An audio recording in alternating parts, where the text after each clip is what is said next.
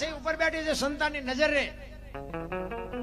બાપા બધા ભોંયરામાં છે, તંબકેશ્વર ને રફાળેશ્વર ને ભોંયરેશ્વર ને રિયા સલમુ દાબે. માં તો માં છે ભલામણ, મોઢે બોલું માં હાથે નાનપણ સાંભળે. ઈ મલક બધાની મજા પછી કડવી લાગે કાગડા. હનુમાનજી મહારાજ નો જયારે જન્મ થાય અને હનુમાનજી માને ઈ માં જીજા અંજની માં ખોળામાં જયારે પૈપાન કરાવવા માટે લીધો ને, અને માં અંજની ની આંખમાંથી આહુડા મીડ્યા પડવા, અને હનુમાનજીને એમ થયું કે દીકરો થયા પછી માના તમામ દુઃખ હોય તો ભાંગીને ભૂકો થઈ ગયા, અને હું કેટલો અભાગ્યો હું આવ્યો ને મારી માને રોવું પડે. ત્યારે અંજની માં કહે છે કે બેટા તું અભાગ્યો નથી, અભાગણી હું છું. ઈ કે કેમ? કે મને એવો હરાપ છે કે તને દીકરો થાય ને, જો દીકરો થાય ને તો હવા પોર દી ચડશે ને તારો દીકરો ગુજરી જશે. એટલે હું વિચાર ઈ કરું છું કે હમણાં સૂરજ નારાયણ ઉગશે ને, હવા પોર થાય ને ત્યાં તું વયો જઈશ, એટલા માટે મારે રોવું પડે. અને તેથી હનુમાન જે હોકાર કર્યો, હો ભાઈ, હળી કાઢી અને સૂરજ નારાયણ ને બાપુ પકડી લે. જો સૂરજ નારાયણ ને પકડાય નહીં, પણ માનું કામ કરવા જાવ ને એમાં બાપુ તમને દુનિયામાં કોઈ વિઘન ન આવે, એ આપણી ગેરંટી. સૂરજ નારાયણ ને પકડે અને આખા દેવ લોકમાં બાપુ ખળભળાટ મચી ગયો કે આ સમય થયો, સૂરજ કેમ ન ઉગ્યા? અને એક દી સૂરજ ન ઉગે તો હવાય ડબલા ચડે, કેમ થાય? સૂરજ ન ઉગે કેમ થાય? આ ધરતી, આકાશ, પવન, પાણી અને પ્રકાશ, આ 5 તત્વનો આપણો દેહ છે. હવારે હું તો એમ કઉ છું બધાને કે જાગીને આ 5 તત્વને પગે લાગવું જોવે. ઈ છે ને એટલે આપણે જીવી એકવી છે. આ હવા છે ને એટલે જીવી એકવી છે. પાણી છે એટલે જીવી એકવી. ધરતી, સૂર્ય, પ્રકાશ, આ જો ન હોય ને તો આપણે ફટ લઈને ફટ મરી જાય. આ 5 તત્વનો દેહ છે ને 5 તત્વને આપણે હવારમાં પગે લાગવું પડે. તારી કૃપા છે એટલે આ દુનિયામાં હરી ફરી છે. મંદિરે નો જાય હાલે, એને પગે નો લાગી હાલે, પણ આના આ તત્વનો દેહ છે, આપણો દેહ જે હાલે છે ને એને લઈને હાલે છે. સૂરજ નારાયણ ને પકડી લીધા ને આખા દેવ લોકમાં બાપુ ખળભળાટ મચી ગયો. પણ તો 24 કલાકમાં કેમ આપણને 1 કલાકે નથી યાદ આવતું? પાછું આવા માંડવા નાખ્યા હોય તો જવું જ પડે જ, પણ તો કોઈ નામ તો લેતા નથી. એટલે સબરી કે છે તારી હારે મારે જૂનો નાતો, હવે બીજે ક્યાં જાઉં બાપ ઠાકર મને. એ ઠાકર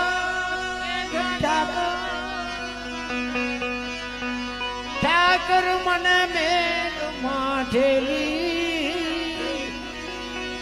તું છો એ કાનનો વેલી. આ સાધુ પૈસા નાખે તમને કઈ નથી થતું. આ વાંયથી આવો જો, વાંયથી આવો જો, આ પરસો વળી ગયો. આમાંથી નથી લઈ જવાના મારે. મધ દરિયામાં એ મારું નામ પડ્યું છે ને થાય છે હાલાકનો. આ સંસારના સાગરમાં બાપુ આપણા બધાના હોડા હેલા જાય છે. મારો નાચ એનો બાપુ ત્રાજવે છે ને એના કાંઠે ભૂગવાના છે. બાકી ઓલો કોરોના આવ્યો હતા, કેટલાયના ગલોટિયા ખાઈ ગયા, કોઈ નો બચાયો. હે, પૈસાના ડટ્ટા હતા, ઓક્સિજન હતા, ડોક્ટર હતા, વાહન હતા, બચાવી ન હોય ક્યાં કોઈ. એ તો બાપુ જેનો ત્રાજવે છે ને એના જ કાંઠે ભૂગવાના છે. મધ દરિયામાં એ મારું વાણ પડ્યું છે ને થાય છે હાલાકનો.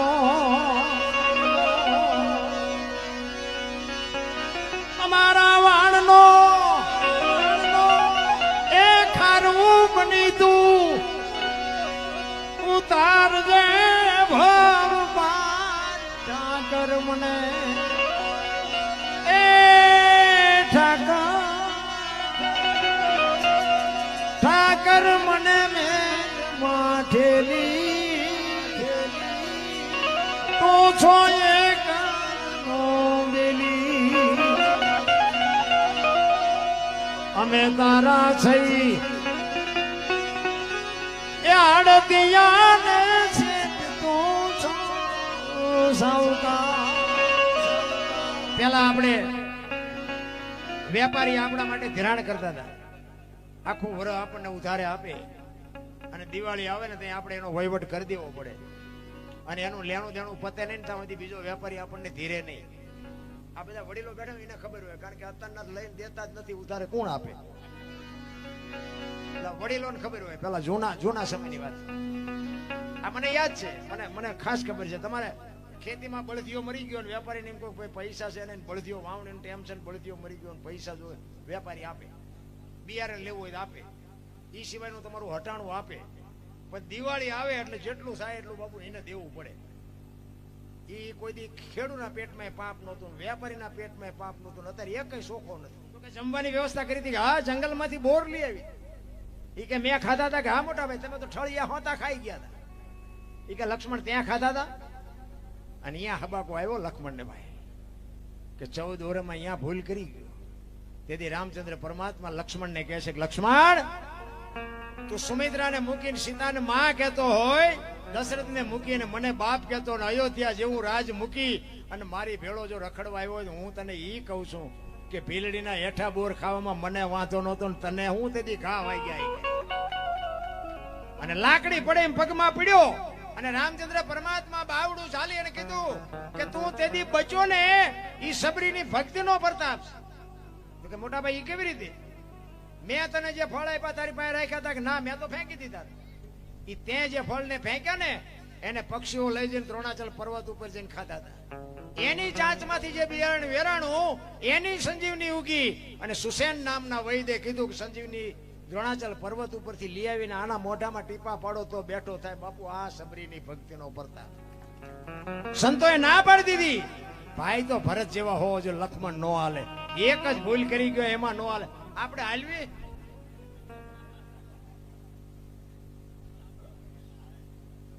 એ તો ભાઈ કહેવાનું અમારા ભાઈ છે, બાકી બધું જેમ છે. અરે બાપુ સબરીની શું ભક્તિ. સબરીનો એક તમને પ્રસંગ કહું. સબરી જો ગુરુ મહારાજ ઉપર બાપુ ભરોસો હોય તો આની વાત છે. એક ભીલની બાઈ, કોઈ વેદનું શાસ્ત્રનું કોઈ અનુભવ નહોતો અને એના ગુરુ મહારાજ માતંગ ઋષિ એને કીધું બેટા એ બે જા, વહેલો મોડો રામ આવશે. અને એક જ શબ્દ પકડીને બાપુ બે 8-10 વર્ષની દીકરી એ બેહી ગઈ અને આખા દી રાહ જોવે, હમણાં આવશે હમણાં આવશે હમણાં આવશે. હાંજ પડે કે આજનો આવ્યો કઈ નહીં કાલે આવશે. બીજે દી એનો ઈ પ્રોગ્રામ, હાંજ પડે કે આજનો આવ્યો કઈ નહીં કાલે આવશે. ચાંદીના પતરા જેવા વાળ થઈ ગયા હો, 70-80 વર્ષની ઉંમર થઈ અને નેજવા કરે છે. અરે મારા બાપ કેટલી મારી આખી જિંદગી વહી ગઈ, રોજે રોજ રામની રાહ જોઉં છું, હજી નો આવ્યો, હજી નો આવ્યો. નહીં આવે એ નહીં આવે એમ કે ને તો અંદરથી અવાજ આવે મારો ગુરુ બોલ્યો એ કોઈ દી ખોટું પડે નહીં, આવે બાપુ. આવી જો ગાંઠ વળી જાય ને તો જ મળે, એમ નામ રેઠું નથી. અને પછી જયારે રામ અને લક્ષ્મણ બે સીતાજીની શોધ કરવા માટે નીકળ્યા અને ઈ મલક આવ્યો, પ્રકૃતિ રામનું ભજન કરતી હતી. લક્ષ્મણ પૂછે છે મોટા ભાઈ આ કયો મલક આવ્યો? આ તો હુકા પાંદડામાં તમારું નામ બોલાય છે.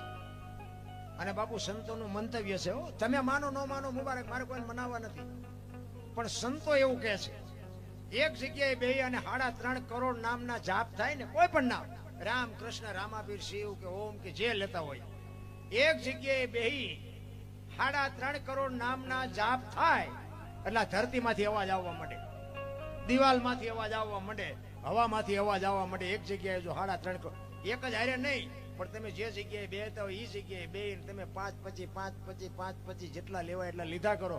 અને જેથી 3.5 કરોડ નામના જાપ થાય અને જો એ અવાજ તમને હામાં ન મળે તો આપણે ભજન ગાવાનું બંધ કરી દઈએ. આ સંતોનું મંતવ્ય છે. ભજન બાપુ છે ને કોઈએ ભાળ્યું જ નથી, ભગવાન કોઈએ ભાળ્યો જ નથી, પણ આમ જેના કામ થઈ ગયા છે ને એમ ભગવાન છે. એ સબરીએ બાપુ 70-80 વર્ષ સુધી રામનું ભજન કર્યું છે. નામ કેટલા થયા છે? લક્ષ્મણ પૂછે છે મોટા ભાઈ કયો મલક આવ્યો? અને ત્યારે કહે છે જો હામી ઝૂંપડી રહી ને એમાં એક ભીલની બાઈ મારા નામના જાપ કરે છે. એ કે જાતો જોતો અને ત્યાં જઈને બાપુ લક્ષ્મણ જોવા ગયો અને શેષ નાગનો અવતાર હો ભાઈ ધ્રુજી ગયો. એને એમ થયું કે આહા મારા ભાઈના નામ ઉપર એને આખી જિંદગી ઓળ ઘોળ કરી નાખી. અને હરવી હરવી બાપુ આમ નેજવા કરી કરીને જોતી હતી કે રામ કઈ બાજુથી આવશે, મને સંભળાતું નથી, મને નજરે હવે દેખાતું નથી. હું તો પૂછવાનું ભૂલી ગઈ મારા ગુરુને કે શું વાહન લઈને આવશે, કયા રસ્તેથી આવશે, કેવા કપડા પહેર્યા છે, આ તો મને ખબર જ ન, મેં કઈ પૂછ્યું નહીં. અને હળવી હળવી બાપુ ગાતી હતી. શું ગાતી હતી બાપુ? આ એને ગાયું એક ન ગાયું એવું વિચારતા, પણ કઈક આવી પીડા હતી એની. સબરી બાપુ રુદન કરતી કરતી ગાતી હતી. શું ગાતી હતી? ઠાકર મને તું મેલ માઠેલી અને તું છો એકલ નો મિલી, અમે તારા યોગ કહેવાઈ, હવે કેના અમે આશરે જાય. સબરી કે છે એક માણા હોય એને એકાદો કાન નો હોય કે એકાદી આંખ નો હોય કે એકાદો હાથ નો હોય તો માણા કેવો લાગે? સબરી બાપુ અખિલ બ્રહ્માંડના માલિક ને કહે છે અમે તો તારું અંગ છે, જો તું નહીં આવ્યું ને તો તું ભૂંડો લાગીશ. એમ બાપુ માલિકો તમારી પીડા હોય ને તો તમને ભેગો થાય. હાકડીમાં આવો ને હનુમાન ચાલીસા ચાલુ કરો તો હનુમાન એમ નું આવે. એ તો તમારો રોજનો રિયાજ હોવો જોઈએ. કાલા ખેલાય અમે તારા કેવાય ન જો પીએ તારા આઈ જા.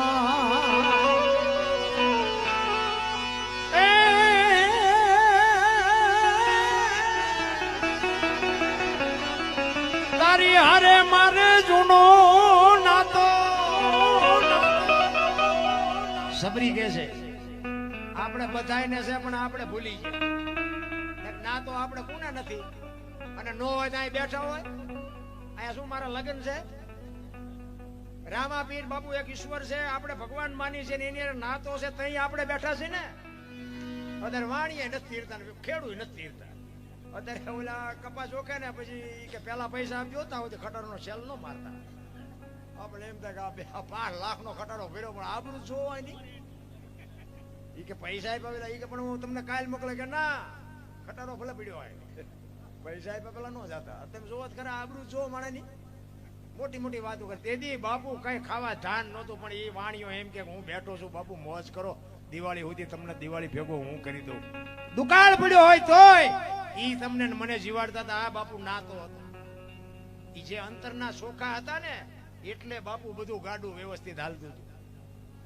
અત્યારે લઈને કોઈનું ન દે શું કરે? તારો વૈશ્વા ન કરીએ બીજું શું કરીએ? તારા વાટો તારી ઉપેટ કાઢી છે, આમાં બીજું તમે કઈ ગુનો કર્યો નથી. હું કોક ના કટવી દેતો તો એના બદલે મારા બૂસ માર્યા. બોલો હવે આપણે એ કરી નથી એક મારા દીકરા મારા બૂસ માર્યા. આપણે જોકે હું વ્યાજ નો ધંધો નથી કરતો, કોઈ વેમ નો કે પાછી ક્યાં વ્યાજ આપાય. હું તો ના પાડું છું વ્યાજ નો ધંધો ન કરતા, કારણ કે અહીંયા 2-4 અમારે કરે છે પણ હક જ નથી.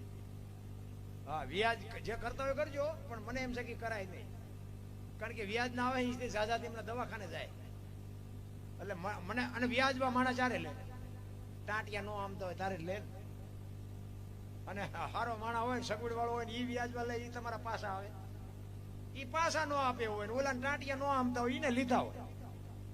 એટલે બાબુ થાય તો 200-500 ની 1000 ની 5000 ની મદદ કરજો, અને હારો માણા હોય.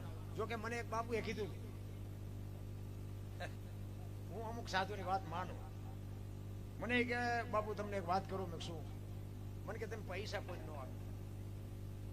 પણ મેં કીધું બાપુ હવે એવું કઈ? મને કે ઈ તમારી મરજી, પણ હું તમને ના પાડું પૈસા નો આપતા, અને આપશો ને તો પાછા નહીં આવે. એટલે મેં કીધું સારું એવું થોડું હોય, બધા એવા હોય. એ બાપુ એ કે તો તમારે અખતરો કરો કરજો. હવે આવી આપણે જરાક જાણ થાય પછી તો આપણે કદાચ કોકને આપી તો એ આપણે કેટલી મહેનત કરી, કેટલો માણાને આમ કશા પછી જ આપી ને કે આ માણામાં કઈ ફેર ન પડે. ભલે બાપુએ કીધું, પણ તમે સાચું નહીં માનો. રામાપીર ની સાક્ષીએ કહું છું, 7 જણાને આપ્યા છે ને હાથે બૂસ માર્યા. અને તમને વિશ્વ આ નામ ન લેવાય, મારે આ લાઈવ હાલે છે. તમે મને સવારે ભેગા થાવ ને હું તમને નામ, સરનામું, ફોન નંબર ને ગામ ને બધું આપું. તમારે અહીંયા જઈને જાવ પૂછવું પૂછજો. હાથે હું એ સલામ સાધુને સલામ કરું છું. વાહ બાપુ મારા પૈસા આવવા તો આવે, પણ મને એમ થાય કે હજી આવા સાધુ જીવે છે દુનિયામાં, ત્યાં સુધી કોઈ દી દુકાળ ન પડે. રામ ભલે મારા પૈસાની મને ચિંતા નથી, પણ બાપુ જો આવી એક સંતની બાપુ ટકોર લાગી જાય ને જો જીવનમાં ઉતરી જાય ને, જિંદગીનો બેડો પાર થઈ જાય. નકર બાપુ હાથે હાથ બાપુ મેં આમ ટપોરા કરીને આપ્યા હતા. હાથે હાથ, અને પાછા મોળો જવાબ નથી આપતા. જયારે અરે બાપુ 2 દી રહ્યો, લઈ ગયા 15 દી ના વાયદે, અને હજી મને 2 દી જ કરે છે. 2-3 ના 11 વર્ષ થયા. હવે એમના 2 દી કઈ હારે ઉગવાના નથી, મારા પૈસા આવવાના નથી. 2 દી હારે ઉગે નહીં, કે 2 દી નું જ કીધું તું. એટલે આ દુનિયાને બાપુ ફૂગાય એવું નથી. પણ કહેવાનો મતલબ કે જો તમને એવું લાગે કે નહીં આવે, એવા ભાવથી દો ને તો કદાચ મારો નાથ ઓલાને સદબુદ્ધિ આપે ને આવી જાય. બાકી આવશે જેવું બહુ વિચારવું નહીં, અને કાં દેવા નહીં, ડખા ઉભા થાય. પછી 5,000 આપ્યા ને પછી ઝઘડો કરીને કાં દવાખાને જાય ને કાં પોલીસ ખાતામાં જાય ને પછી 50,000 માં હું એના કરતા 5 નું મીંડું વાળી દેવું સારું. એટલે સબરી બાપુ છેલ્લે કહે છે કે વેપારી આવું પેલા ધિરાણ કરતા હતી, બાપુ એનો દાખલો આપે છે. અમે તારા થઈ એ આડતિયાને શેઠ તું છો સાવકાર,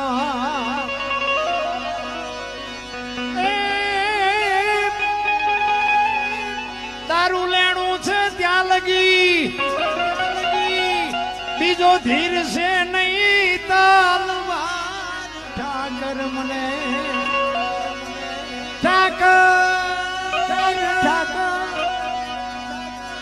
ઠાકર મને મેલ માઠેલી, તું છો એક વેલી.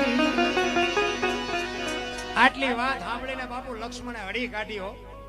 રામચંદ્ર પરમાત્મા પાસે જઈને કહે છે કે એ બાપા, મારા બાપ ધોડો ધોડો ધોડો નકર ડોશીનો જીવ વિયો જાય. રામચંદ્ર પરમાત્મા આવ્યા ને, પાણી લેવાનું ભૂલી ગઈ બાપુ. આંખોના આહુડાથી રામના પગ ધોઈ નાખ્યા. કેટલો એનો ભાવ હશે, કેટલો એનો પ્રેમ હશે. અને એટલી હરખમાં હતી કે હાલો હાલો જાય. હુરનારાયણ કેમ આજ હુઈ રહ્યા? તે ગયા ને હનુમાનજી મહારાજે પકડી લીધા. એ કે હનુમાનજીને કે હનુમાનજી હું તમે કરો છો છોડી દો. એ કે છોડવા નથી થતા, મારી માને હરાપ દીધો છે. શું મારી માએ ગુનો કર્યો હતો? અને જે ગુનો કર્યો હોય એ હરાપ માંથી મુક્ત કરો તો છોડવા છે, ને આખી દુનિયા ભલે વિનાશ થઈ જાય, હુરત ને ઉગવા જ ન દો. ઈ કે પણ હવારે હવા પોર ચડે એનો હરાપ હતો, હવે તો રોંઠો થયો. તમારી માનો 4 નો હરાપ મટી ગયો. ઈ બાપુ દીકરા જન્મતા વેચ જેને મા બાપ ને બાપુ હરાપ માંથી મુક્ત કરી દે ને, ઈ દીકરાને દુનિયા ફૂગે. લંકાના પટાંગણમાં રામ રાવણ નું યુદ્ધ થયું ને, તેથી એક મેઘનાથ નું બાણ વાગે અને લક્ષ્મણ ને મૂર્છિત કરી નાખે. અને અખિલ બ્રહ્માંડ નો માલિક રામચંદ્ર પરમાત્મા બાપુ ડળક ડળક ડળક આંખમાંથી મોતીડા પડે એમ બાપુ આહુડા પડે.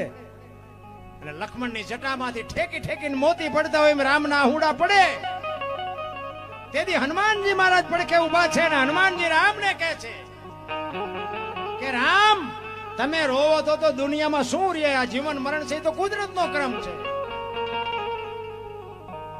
તેથી રામચંદ્ર પરમાત્મા હનુમાનજીને કહે છે કે રામ રોવણ હાર ઈ રોતાને રાજી કરે.